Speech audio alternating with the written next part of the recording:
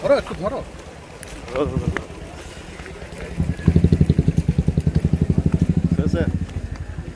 না তো কি বলবেন এইরকম রেজাল্ট?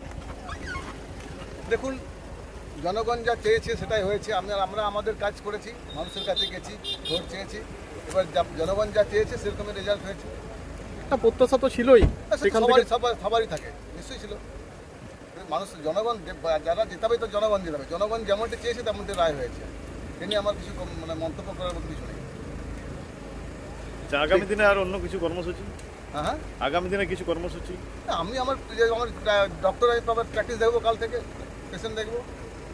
বিজেপির এই বিপুল পরিমাণ লিড, এই জয়লাভ, কি বলবেন কিরকম ভাবে এই হাত? বেশিরভাগ মানুষ চেয়েছে বিজেপিকে, তাই বিজেপি ক্ষমতায় আসছে। মানুষ যা চেয়েছে তাই হয়েছে। আগামীর বাঁকুড়ার এমএলএ-কে কি জানাবেন?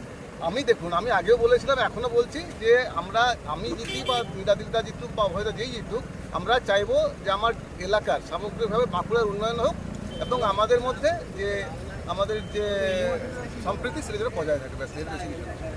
কি মনে হয় আপনার উন্নয়ন হবে বাঁকুড়াতে? সেটা তো পরে দেখা যাচ্ছে, টাইম বলবে, তাই না? ঠিক আছে, ধন্যবাদ।